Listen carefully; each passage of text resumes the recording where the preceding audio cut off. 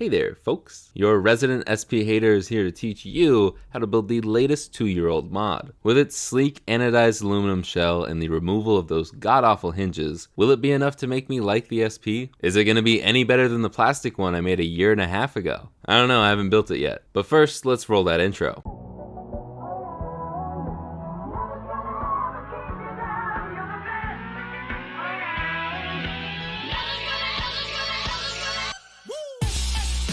Yes, I just made a video titled Why SPs Suck. If you haven't seen it, I complain about the SP for 15 minutes while restoring an SP that's in terrible condition. I am a proud SP hater, but I'm not going to let that sway my opinions on this mod. I will still touch on some of the things that I don't like about the SP, because at the end of the day, the Slate is still the SP. And it still uses the tactile switches that I do not like. But anyways, yes, I got this stuff sent to me for free for review. Yes, I do have a good working relationship with Retro Game Repair Shop. And yes, code Jake will save you 10% on the Slate. But I promise none of that is going to affect how I feel about the Slate. If you've seen my other reviews of other companies' shells that have been sent to me for free for review, you know I don't hold back. I just asked my parents after the fact if I was too mean. So now that we've cleared the air, I'm going to stop holding you back from learning how to do this mod yourself. First thing we got to do is unbox this. This is how a lot of the retail stuff comes from Retro Game Repair Shop. I'm assuming this is how everybody else is going to get it, but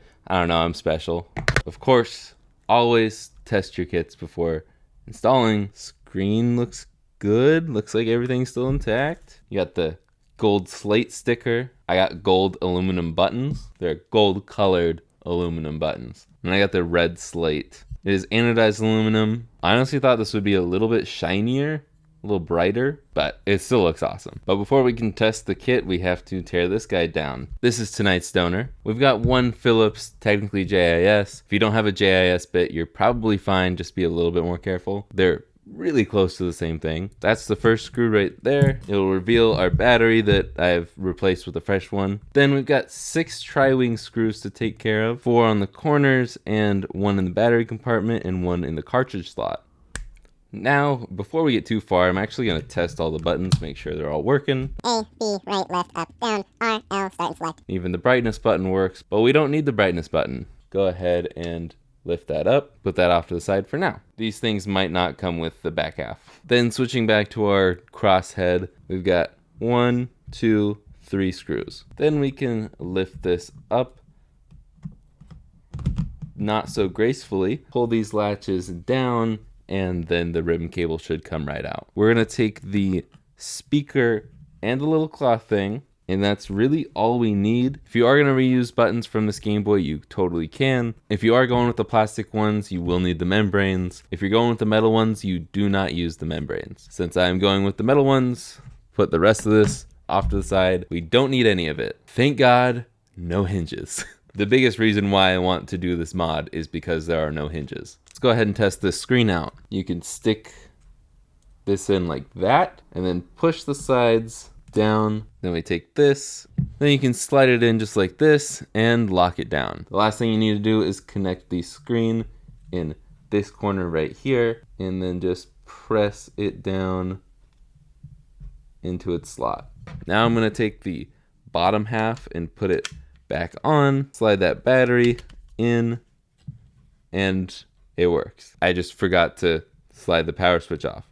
I'm just going to leave this plugged in, and I'm going to go ahead and do all the soldering now. What you're going to want to do is fold this over, and to add all the solder to this little board, you're going to want to solder directly on top of the screen and use it as a mat. That's a joke. Don't do that. You can do it just like this, lay it out on your mat, turn on your soldering iron, and we're going to start with tinning all the pads we're going to need to solder to. Push the solder into the soldering iron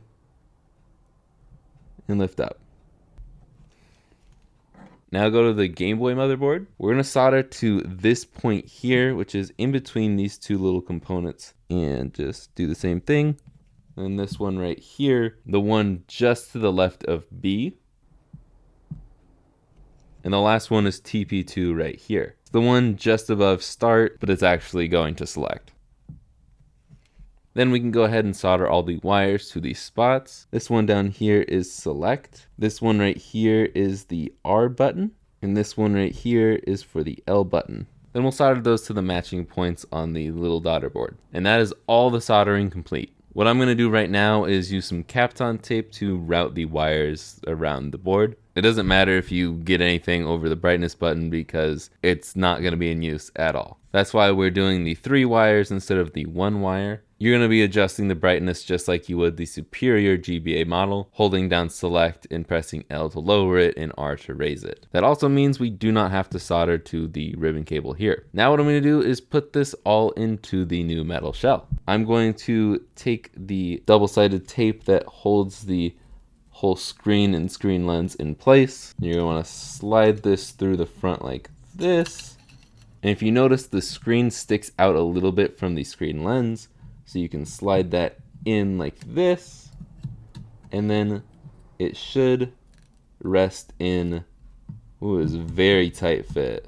That's a nice fit, Mako. One thing I probably should have done before I put the screen in was put the insulating film on. It'll be a little easier to do this beforehand, but that's why you watch the full tutorial before you get started. In Mako's video, he had another sticker to put on top of this, and I do not see that anywhere. I'm going to go ahead and Kapton tape this over just in case. Now let's put the buttons in. Again, I'm using Retro CNC's metal buttons. These are very clean. You can also get these for regular SPs too. I'm also going to go ahead and drop this speaker in. All the tolerances are beautiful in this thing. Another really important thing we have to do is trim down these pieces right here. All of these are sticking up way too much. They have to be flush in order for it to fit in. So I'm going to just take my flush cutters. I'm hoping that that's flush enough. Once again, make sure that no wires are over any of the buttons or any of the screw holes. We can go ahead and shove this all down. First thing we're going to do to start screwing things down is put this piece in. Before we do that, we're going to fold this a special way. Kind of give it like a little M shape. Don't completely crease it. Just make sure when you're putting this new piece in that it's not getting pinched on the metal. All the screws are the same, so just screw them in. Now we can go ahead and screw the motherboard down. Just those 3 right there. Now with this mod, you're gonna have to supply your own back. This does not come with a metal back. Mako said several times that he has made one, he's designed one, it does not fit this version, and at this time there are no plans to make a metal back, so you're gonna have to deal with having a plastic back. But we do have to make one small adjustment to this back. Take your R and L buttons out. We're gonna need to install the rods that came with the kit. They're just a fraction shorter, but the longer ones will stab into the screen and you don't want that. Mako says to super glue these into the back. I'm not gonna do that just because I don't know if I'm gonna keep this back, and I need these to come out of here if I do end up switching backs. Everything in the back is now installed, so we can go ahead and put the back half together. The easiest way to do this is to drop your slate into the back plate,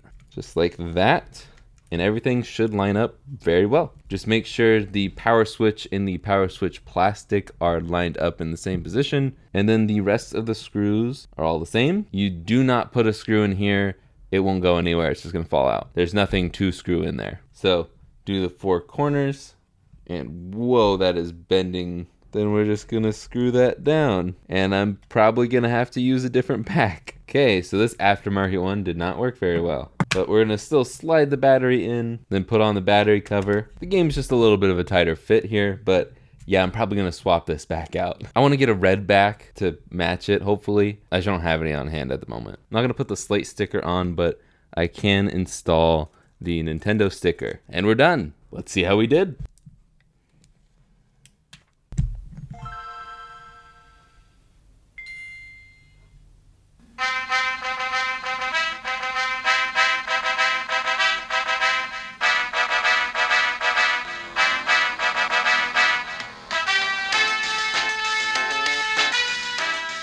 This thing is beautiful. But before we hop into my review, I want to mention a few things I noticed while building this. The plastic shell bending like it did was because I didn't have it properly clicked in place before I started screwing it down, but Mako has mentioned that OEM shells work the best. I was also having trouble with my R button, so I trimmed its pins down too, but ultimately my problem was with my soldering. I had a lot of extra wire exposed, and it was touching the tiny via right next to the test pad I soldered to, and it was causing a short. It was fixed by simply trimming the end of the wire and soldering the wire at this angle. I feel like a sports analyst or Tom Bergeron when I do that. This ball is going to go directly into this guy's nuts. Let's watch. The last problem I had was with the start and select buttons having no travel to them. I loosened the 2 lower motherboard screws by just a hair, and it was fine, like less than a quarter turn. Oh, and yeah, I would recommend gluing the L and R posts in. I've been having troubles with my R button being a little wobbly. But let's move on to my review portion of this video. Right off the bat, no more hinges is the best thing about this mod. The folding form factor is what makes the SP special, but getting rid of this huge point of failure is awesome. However, I should mention that this isn't anything too special anymore because of the other mods like the unhinged SP, the slab, and all the other million mods in that style. Side note, can we make some cool shells for the regular GBA? I think the SP has seen enough revisions, but maybe that's just my hatred for it shining through. Moving on. I do love the metal shell. I'm a big fan of my aluminum macro faceplate from BoxyPixel, and I love the Slate shell just as much. I just really wish there was a metal back. I know it keeps the cost down and gives you a ton of options for colors and backplates, but I still want to see an aluminum back. But since we're talking about aluminum, I want to talk about the buttons. The metal buttons are very pretty and haven't been hurting my fingers like the metal thumbsticks did, but I have been having troubles with A and B. They tend to slide around and can get stuck while being pressed down. It's not very hard to pick it back out, but it's definitely annoying when you're in the middle of a Metroid boss fight. And if you're going to tell me it's because I loosened the screws, it's not. It did it before I did that too. I will say when I told Retro Game Repair Shop about it, they let me know that plastic buttons work better in the metal Slate, and the metal buttons work better in the plastic OEM shell. But to clarify even further, the metal buttons are not a part of the Slate kit. That is a completely separate option made by Retro CNC, and was originally made just for regular SPs. So your mileage may vary. And you can also save $30 by going with the original buttons. Or you can use code Jake to save 10% and use whatever buttons you want. Both the laminated lens and the screen are gorgeous as expected, and it's nice that you can go your own way if you want, since this is just a GMG lens. I do wish we still had the brightness button, but I understand that it was sacrificed to make the footprint more compact. And you still have the option to solder the wires for brightness adjustment. And I guess my only other real nitpick is I don't like the look of the slant. I get that it was done to make the gameplay feel better, and I'm glad that they did it, so that's why it's just a nitpick, but I can't stop staring at the line where the slant starts. I know, I'm super picky. I can't help it. But the fact of the matter is, this is still an SP. It's still the exact same thickness, and it still makes my hands hurt to play. It's not the Slate's fault, it's just too small for me. And while it does fix a few complaints I have about the SP, it's still just not for me. If you want to know all the things I dislike about the SP, you can go check out my video from a couple weeks ago. I'll link it at the end of this video. The Slate is definitely going to be my go-to SP from now on, but I'm still going to reach for my PDX GBA or my Metal Macro when I want to play GBA games. However, if you're an SP fan, I genuinely think you're going to love it. While I haven't personally tried the other hingeless SPs yet, I think this is the best way to enjoy the SP. I will be doing a video on the slab in the future, but if BoxyPixel wants to send out the stuff for me to build an unhinged SP, I'll gladly take a look at it. But right now, I'm just a little SP'd out. I have a feeling my thoughts are going to be the same on those, but I won't know until I try it. I have to tip my... I gotta hand it to Mako though. The Slate looks and feels solid. It's easy to work in, and you can tell he put his heart and soul into this project. And while it's not my thing, I know this is going to be a lot of people's new favorite gameplay. So what do you guys think? Let me know in those comments down below. Thank you to Retro Game Repair Shop for sending this out my way for review, even though you were clearly trying to buy a good review off of me with that donation on Monday. I'm kidding. But if you still haven't bought your Slate, you can use code Jake to save 10%. Code Jake works store-wide, so you can also save 10% on mods for the better model GBA. Next week, we're going to take a break from Game Boy videos and take a look at an interesting NES I just bought for my game room. If you want to see my room tour though, you'll have to join these lovely folks here. Sorry, but my room tour is exclusive to my members and patrons. But if you can't support me financially and still want to help, you can always listen to Brittany. So like, subscribe, and I will see you guys in the next one. Later, guys.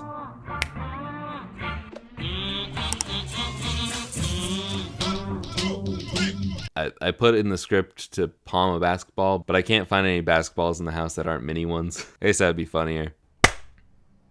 Just killed a bug.